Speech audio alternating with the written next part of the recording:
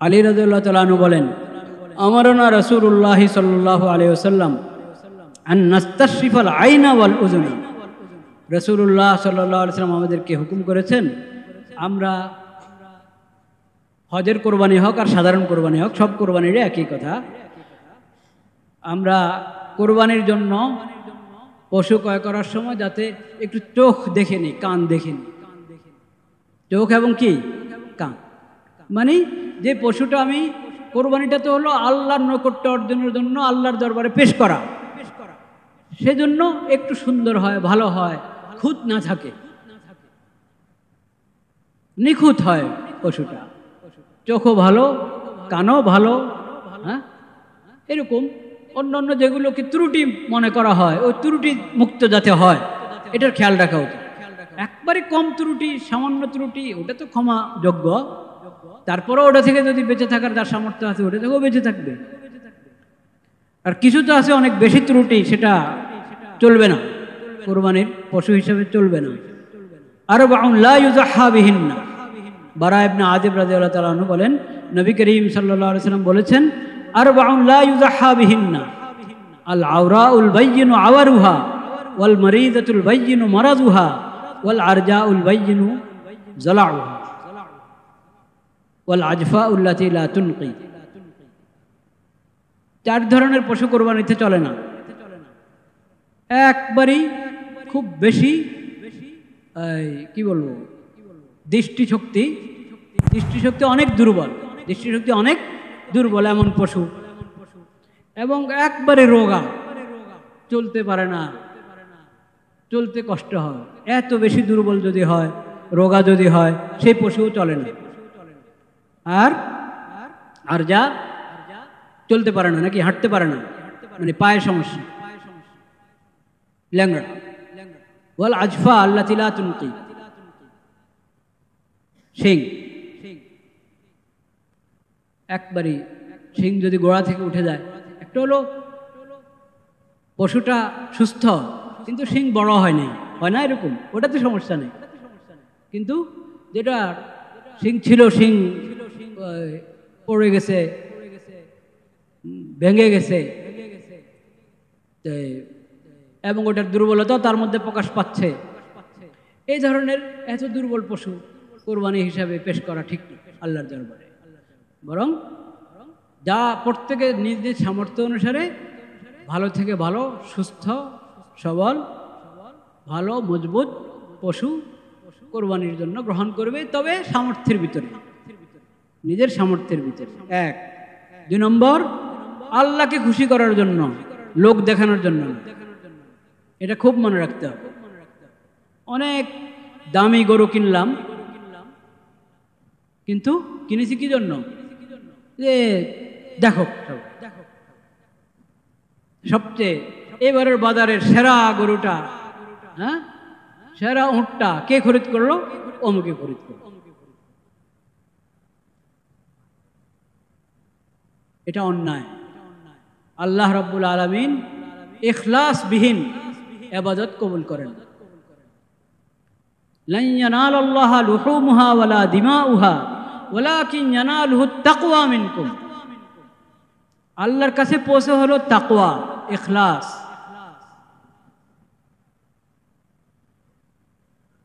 লোক দেখানো, মানুষকে দেখানো, মানুষ যাতে মানুষের দৃষ্টি আকর্ষণ হয়, তাকিয়ে থাকে সবাই, না, এই ধরনের নিয়ত যদি থাকে এটা ইখলাস পরিপন্থী, এটা রিয়া হয়ে গেল, লৌকিকতা হয়ে গেল, লোক দেখানো হয়ে গেল, ইখলাস হলো না। ইখলাসবিহীন ইবাদত আল্লাহর কাছে কবুল হয় না। আল্লাহ যত ইবাদতের নির্দেশ করেছেন বান্দাদেরকে, সব ইবাদতের মধ্যে আল্লাহ শর্ত লাগিয়েছেন ইখলাস। ইন্নামাল আমালু বিন্নিয়াত। তোমার আমলের মূল্যায়ন হবে আল্লাহর কাছে তোমার নিয়ত কত খাঁটি, নিয়ত কত মজবুত, কোনটা কত লিল্লাহ, আল্লাহর জন্য, একমাত্র আল্লাহর জন্য, একমাত্র আল্লাহকে রাজি করার জন্য, আল্লাহকে খুশি করার জন্য, সেটা আল্লাহর কাছে গ্রহণযোগ্য হবে। অনেক এত মন গ্রস্ত হয়েছে, হ্যাঁ, তারপরে অনেক এটাকে সাজগোজ করে চারদিকে ঘুরালাম, দেখালাম, নাউজুবিল্লাহ, এগুলো কিচ্ছু কাজে আসবে না আল্লাহর কাছে। আল্লাহ এগুলো এভাবে গ্রহণ করেন না। রক্ত লাগিয়ে দেওয়া হলো পশুর গায়ে, আল্লাহর কাছে এগুলো পৌঁছে না। এক এক এলাকায় প্রদর্শনীর জন্য এক এক নিয়ম থাকে, প্রদর্শনীর জন্য, দেখানোর জন্য এক এক এলাকায় এক এক নিয়ম থাকে। সব নিয়ম, যত নিয়ম ইখলাস পরিপন্থী, যত নিয়ম সুন্নত পরিপন্থী, সব ত্যাগ করতে হবে আমাদেরকে, সব ছাড়তে হবে। যদি চাই যে এটা ইবাদতটা ইবাদত হবে, ইবাদতটা আল্লাহর কাছে কবুল হবে, তাহলে একমাত্র রাস্তা লৌকিকতা সব কিছু ছাড়তে হবে, প্রদর্শনের যত নিয়ম সব ছাড়তে হবে, একমাত্র আল্লাহকে রাজি খুশি করার জন্য ইবাদতটা করতে হবে। কোরবানির মধ্যে ইখলাস কিন্তু অনেক কঠিন, কোরবানির মধ্যে ইখলাস অনেক কঠিন। আমার ইখলাস আছে কিনা যাচাই করতে হবে, যাচাই করতে হবে। কোরবানিতে ইখলাস আছে কিনা, এটা শুধু আল্লাহর জন্য হচ্ছে কিনা, না এতে লৌকিকতা ঢুকে যাচ্ছে, এটা যাচাই করার উপায় আছে। যাচাই করার কি আছে? উপায় আছে, যাচাই করতে হবে। কিভাবে যাচাই করব? বিভিন্ন সূত্র আছে। একটা সূত্র, আমার কাছে অনেকে পাওনা আছে, বড় বড় ঋণ, বড় বড় ঋণ আমার কাছে পাওনা আছে, আমি আদায় করছি না, ঋণ আদায় করছি না। কোরবানির পশু খরিদ করার সময় একবারই 2 লাখ 3 লাখ 4-5 লাখ, অথচ মানুষ আমার কাছে পাওনা আছে, ওই পাওনা দিচ্ছি না। আমার সামর্থ্য আছে, ঋণ আদায় করে দেওয়ার সামর্থ্য আছে, আরেকজনের হক আদায় করে দেওয়ার সামর্থ্য আছে, ওইসব হক আদায় করছি না, ঋণ আদায় করছি না। চাচ্ছে তারা, স্মরণ করেই দিচ্ছে, কিন্তু আমি এড়িয়ে যাচ্ছি। আজকে কোরবানির সময় আমি ঠিকই 5-7 লাখ টাকার পশু খরিদ করে নিয়ে আসি, এটা কি আসলে ইখলাস আছে? একবারে একিনের সাথে আমরা বলছি না ইখলাস নাই, একিনের সাথে বলছি না, কিন্তু সন্দেহ দরকার কিনা? হওয়া দরকার, তার নিজের সন্দেহ হওয়া দরকার, তার নিজে। আমরা তারে বলবো না যে তার অন্তরে ইখলাস নাই, না আমরা বলবো না, কারণ এটা তো দিলের বিষয়। কিন্তু তার এটা ভাবা উচিত যে আমার মধ্যে কি আসলে ইখলাস আছে, থাকলে তাহলে ওটা তো আরো বড় ফরজ হক।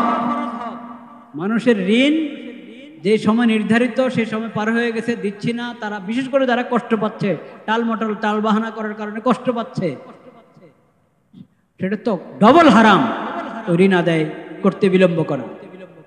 ওই ফরজ হক আমি আদায় করছি না, কিন্তু এখানে এত খরচ করছি কেন? আমার নিজের নিয়তের যাচাই নিজেকে করা উচিত। এটা তো ঋণ, সে ঋণ নিয়েছি, এখন দিতে হবে, এটা তো স্পষ্ট কথা।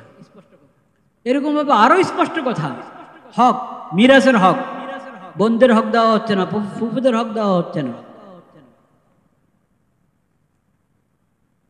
তাদের হক আদায় করছি না।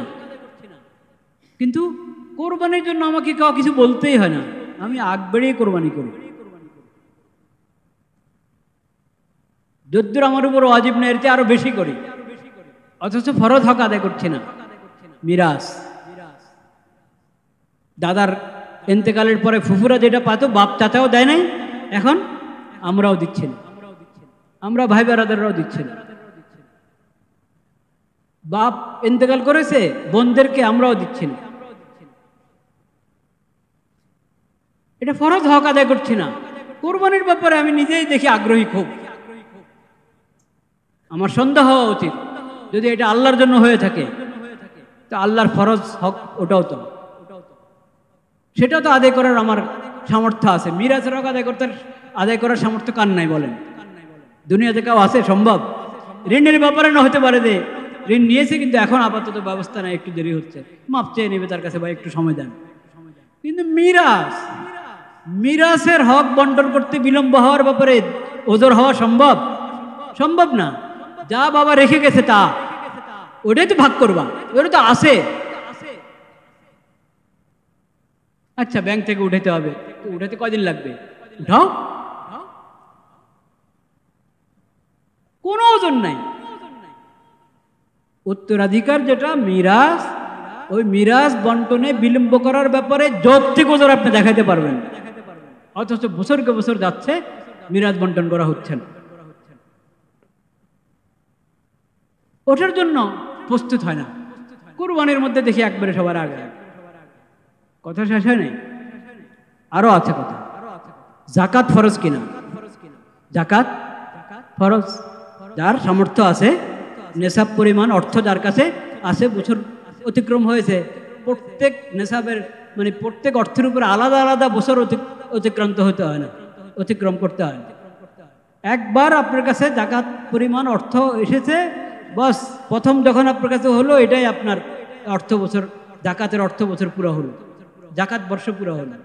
এরপরে প্রতি বছরেই আপনার কাছে যা থাকবে, চাই কোনোটা 1 মাস আগে এসেছে, কোনোটা 2 মাস আগে এসেছে, কোনোটা 3 মাস আগে এসেছে, ওই সব বছর পুরো হয়ে গেছে। এগুলো একবার বছর পুরো হলে মাঝে যা যুক্ত হতে থাকবে সবগুলো বছর পুরা।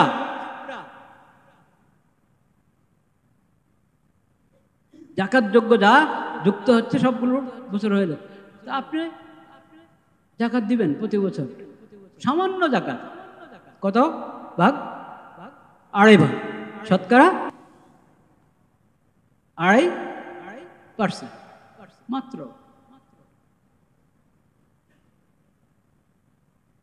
তখন যার অনেক টাকা, তার জাকাতের সঙ্গে একটু বেশি আসছে, তখন মাথায় হাত উঠে এত টাকা দিয়ে দিব। কিন্তু এত টাকা আসলে কত টাকার মধ্যে কত টাকা? যত কোটি জাকাত আসছে আপনার, আপনার পুরো সম্পদের মধ্যে ওটা কত? ওই 2.5 ভাগ।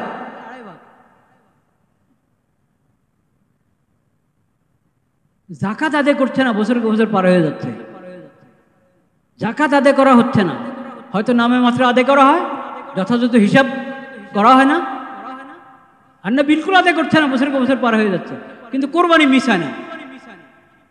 তো জাকাতও তো আল্লাহর হক। কোরবানি যেমন আল্লাহর হক, জাকাত আল্লাহর হক কিনা? কোনটা বড়? জাকাত বড়, জাকাত বড়। তৌফিক দান করে। আর একটা কথা বলি শেষ, সেটা হলো কোরবানি তো করব, কোরবানি তো করব। কোরবানির মাসলা মাসাইল আমরা অনেক কিছু জানি, আর ওলামায়ে কেরামের কাছ থেকে শিখে নিব, এই বিষয়ে নির্ভরযোগ্য কোনো কিতাব থেকে শিখে নিব। কিন্তু যে কথাটা আমি আগে আগে স্মরণ করে দিতে চাচ্ছি, সেটা হলো পরিষ্কার পরিচ্ছন্নতা। কি পরিষ্কার পরিচ্ছন্ন? 1 সপ্তাহ আগে আমি কোরবানির পশু ক্রয় করে সংগ্রহ করে নিয়ে আসলাম। কেউ 5 দিন আগে, কেউ 10 দিন আগে, 20 দিন আগে, কেউ আরো আগে আনে।